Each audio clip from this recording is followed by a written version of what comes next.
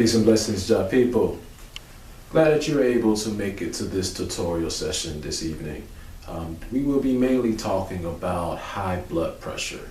We got a lot of people out there struggling with their high blood pressure and really just caught up in the medicational hoax that I like to call. A lot of people don't realize what high blood pressure is, and it's really nothing to play with. I mean, people take it lightly and think that they can just medicate themselves and go on with that in their life and live throughout this condition. But you get caught up in more medications and more medication, and that is the cycle that I want to try to get you to understand. Now, although high blood pressure is a symptom, it is a symptom of damaged arteries, and it can really lead to more chronic diseases that can dissipate your quality of life.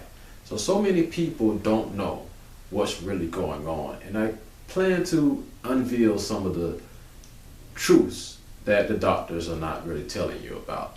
So let's learn a little bit more about this killer of a symptom. So let's find out exactly what is high blood pressure.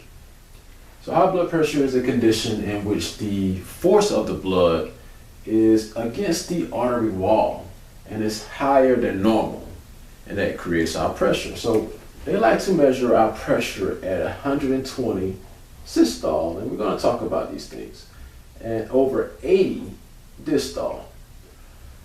Before we get into what normal rate is, we have to know, as the blood actually is traveling through these vessels, these little individual molecules or ions are just simply cells that go against these walls of the arteries, the capillaries, and the veins. You got to know how this works. So I want to show you about these three types of blood vessels. And I find it very important that you know. Now, the arteries, they connect directly to the ventricle of our heart. And these the ventricle has this thick layer of muscle. So when it contracts, it has this higher, stronger force, and it has a high resistance to all of the blood. So this is the reason why they don't really take your blood pressure at your heart, because it has a higher force. So as they go through these arteries, the arteries take the blood away from the heart, and they go to the other organs. So they like to, the artery's going to have to get smaller some way. So they get smaller and they go into the, what they call these arterioles. Now the arterioles are smaller in diameter. So that means that they are actually, making a lot of noise, they're actually going to drop in pressure as they get smaller and smaller. So the diameter is, the lumen of that vessel is small.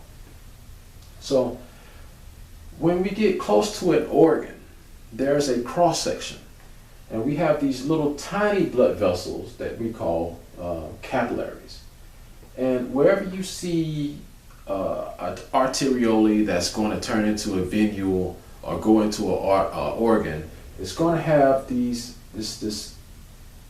capillary that is responsible for its waste products or exchanging its nutrients over into the lymphatic system or the lymphatic vessels. The capillaries are all over the body. So as these capillaries, as the blood is traveling through the capillaries, they have to enter the organ or either enter the venule. Now the venules are the smallest of the veins. And they have these thin layers. I'm having a little fun just drawing, but they have these thin layers of muscles that expand, but they only can resist like low pressures. So the low pressures. But the point of the veins and the venules is that they basically take the clean nutrients back to the heart. Back to the heart, back up to the veins of the the right ventricle. So how do they do this? How do they actually measure this? Well, the blood pressure in our ventricle of our aorta, when it is contracting, that is at its highest point, this highest amount of the blood pressure. And when it's at its lowest, so the highest is actually called 120, which is normal, it's systolic pressure. The lowest is actually called 80 over 80 milligrams of mercury. So when the left atrium of the heart fills up the left ventricle of the heart, that's when it's at its lowest. So that's what we call the diastolic pressure. I want you to kind of look at this diagram as, say for instance, the heart is the spigot of a water hose. And you know that the pressure of that water hose is very, very high up here by the heart, okay? But when you stretch out that water hose, it's going to be lower in different areas. So those little capillaries that you see, just say for instance, I poked a hole throughout that water hose, and you see points of pressure where there's a little bit higher forces in different areas. But they're going to be lower in the legs or the lower extremities or certain places where they're not getting as frequent blood circulation. So I know you're like, Ross, you're going to talk about anatomy and physiology all day. Well, I like talking about that, but we need to find out how to cure it. But in order to cure it, guys, we got to find out what caused it. So I can name about maybe 5 or 6 different causes that causes you to have high blood pressure. So let's get into it. Let's go over this. So, you know, when you hear the words genetic, or it runs in my family, or it's hereditary, I want you to translate those things to, I ate like my family ate, this is my tradition, this is my lifestyle, and we have, you know, related conditions that are induced on us, our own genetic weaknesses. So the number one cause of high blood pressure, in my opinion, is diet. You'll learn that your lifestyle contributes mainly to what you eat is how you're going to be. So lifestyle. So number 2, we're going to say that in our times and our days, we come home from work, and sometimes just socially we have become more inherent to drinking, like having wine, having a margarita, or even going out with our friends. Even back in the day when we used to party, having alcohol. Alcohol has contributed a lot to our high blood pressure. And if you do this on a daily basis or every weekend basis, we're going to damage our arteries, we're going to damage our liver, and we're going to damage our kidneys and as well as our heart. So alcohol is a big inducer on our high blood pressure.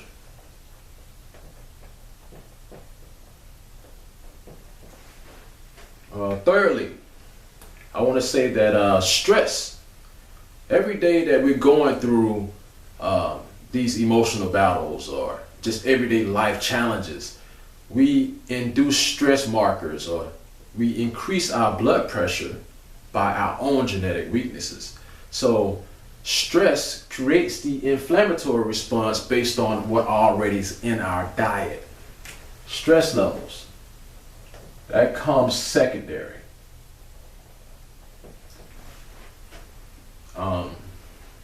Number 4, a lot of people, even in their diet, still consume a lot of sodium. So your everyday intake is supposed to be between 600 to 1200 if you're eating a normal vegan diet. That's not going to cause any high blood pressure. But most people out there are tripling it and are even quadrupling it by having the ketchup man that loves it all over his french fries, or the pizza that has the nitrates from the pepperoni. Even the high fructose sodas that they binge on along with that creates the the overload of toxicity from sodium in their taste buds, because that's what they're craving. So I want to say that sodium is a big inducer on our high blood pressure. Now there's a little rule when it comes to our kidneys, when it comes to sodium too. So I want to put this in there because it's very important that you know. So there's a rule that when there's enough sodium, there's always going to be enough water. It's going to follow each other. So you're binging on all these salty foods, and every time your kidneys, there's an area in there called the nephrons in the loop of Henle where sodium is going to reabsorb, and then water is going to reabsorb too. So you're retaining more water and sodium, and once it's entering into your bloodstream, it's going to get to the lower extremities, and it's going to start to swell certain areas. So you know of this condition, it's called edema. It's when you get that swelling in your ankles and your feet, or even your leg. So sodium, too much sodium, don't do that. All right, now this is the area where we get to talk about the medications. Now number 5 is medications. This is an area, people, I have to be real with you because the medications is a hoax. You do not need antihypertensives for your high blood pressure. I'm saying this on my camera because I'm saying this to you guys because it's in class. If I put this out there publicly, then I will probably, I don't know. I'm just saying, I'm bold enough to tell you guys in class because I need you guys to understand that you do not need those high blood pressure medications. So the first thing that the doctors put you on is a diuretic. If you don't know what a diuretic is, then these are drugs that cause the release of water that is being retained so that the pressure can go down in your vessels. So the kidneys are responsible for regulating this hormone called the antidiuretic hormone. And the antidiuretic hormone is released from our pituitary gland and then regulated by our kidneys. And you see what the word means. It's a hormone, okay? Just take your time and understand that. Anti means stop. Diuretic means the release of water. So we need something to help us stop the release of water in our system. But the doctors force this hormone on us to work so that it can release the retained water. So it may be a good thing in case of high blood pressure, but these things are going to wear out. They are going to start draining other electrolytes that you need. So the diuretic may help for a little while, temporarily, but then once that drains out other electrolytes such as our magnesium. Our magnesium we need, because if it doesn't stay in that 2-to-1 ratio, then the calcium is going to start tightening up. The ratio is 2 magnesiums to 1 calcium, okay? Understand that we are draining out our magnesium when we take diuretics. And we're also draining out our potassium when we are taking diuretics. The potassium is regulated with the sodium, okay? That's the ratio that it needs to stay in. And if you're too low on potassium, then the adrenals that sits right there on top of the kidneys are going to start making these spasms, okay? Because they release another hormone that causes the aldosterone to work. And aldosterone only works when you're having too much stress. It's in that fight or flight type of action at that moment. So when you're having stress levels that are going on in your everyday life and you're having high blood pressure, those triggers and with the medications, all those things that's happening and creating a cycle, creating a cycle. So you don't need these diuretics. There are herbs that help you this, with natural herbs that help you with this, like the uva ursi, the celery seed, the punavara. These are herbs that help you with the first step of the diuretic. As soon as they tell you that you're going to be on high blood pressure medication, you go ahead and start getting these kidney herbs in there so you can start getting that pressure down. Okay, y'all people, I had to erase a little bit of the board because now it's time to get to the part that you've been waiting on. Now it's time to find out what do we need to actually get rid of the high blood pressure. So I know you want to know, what foods do we eat to control the high blood pressure? Well, you want to eat all the foods that have the high antioxidants. You want, because this calcification is going on so long, of tightening and strengthening and intensifying your blood vessels. You want to eat foods that are very high in magnesium as well. So mentally, I just have a note of a certain family of foods called the brassica family. That's more of the cruciferous vegetables, the broccoli, the watercress, the kale, the turnips, the cauliflower, the rutabagas. All of those type of foods are there to fight the inflammation, the silent inflammation that's going on inside those vessels. So I'm going to list, we know that the cruciferous vegetables, the green leafy family, is going to help us heal those arteries. So you want to stick with foods that are red, like tomatoes too. They have the good lycopene that's in there. Pomegranates, anything that's red, that's going to definitely help high blood pressure. Watermelons help cleanse out the kidneys. Your lemons are going to, if there's any type of calcification or damage that's going on inside of the arteries, the lemons help, that citric acid helps the vessels start to repair and get the calcification moving. Also, you can use a supplement called K2 because it has what these green leafy vegetables have in it. From the kale, it has kaempferol in it. And so you can buy a supplement called K2. And basically that would be up under the herbal treatment here. I have a herbal treatment bundled like a package. You would have more of the beets. You really need a lot of beets. Betaline is one of the phytonutrients that's inside of the beets that helps cleanse the liver and its biliary ducts. You definitely want to have more of your broccoli. And a lot of people always ask, how long does this take? Because you definitely have to start juicing almost every day. If you can build enough juice for your week and just start taking it with you every day, try to drink 2 of those per day if you can. It helps you regulate that pressure just by your diet. So you will have a good mix of maybe kale, lemons, some cucumbers, things that are high content of water.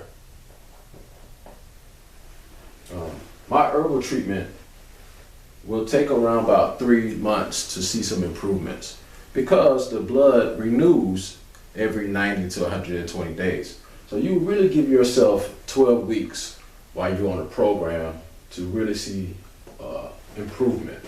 So around 12 weeks, you'll see some differences of regulation, how you're stabilizing your pressure.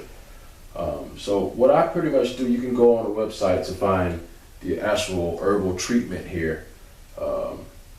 I fill you up with a lot of beets, you know, with the cholesterol buster, the iron formula, the pure blood, and you gotta have some cayenne. I'll make sure I put that up here because if you're having high blood pressure, the cayenne needs to be at a 40 SHU, 40,000, that's what that is.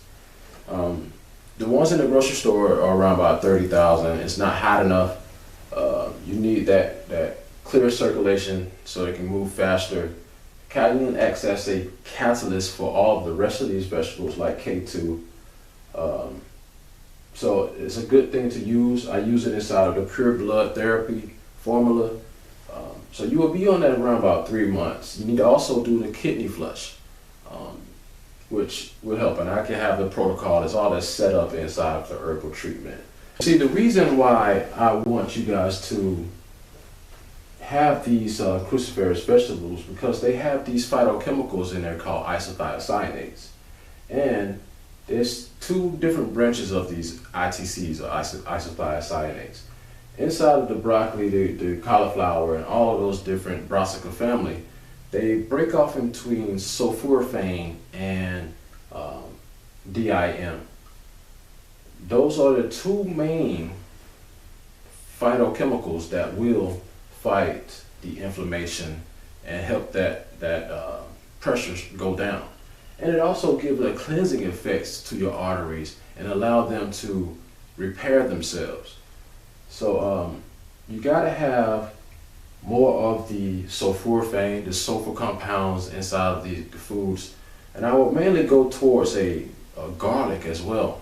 Garlic also has allicin inside of it that helps the circulation and lower the blood pressure as well at the same time. So if you guys will use lemon, garlic, cayenne, ginger, all those different type of foods on an everyday basis, you start to lower that blood pressure and keep it under control. You don't have to have any of those medications. So I would like to thank you guys for listening, because this is a very tough topic that a lot of our people are going through. So let's heal each other. I'll see you on the next tutorial.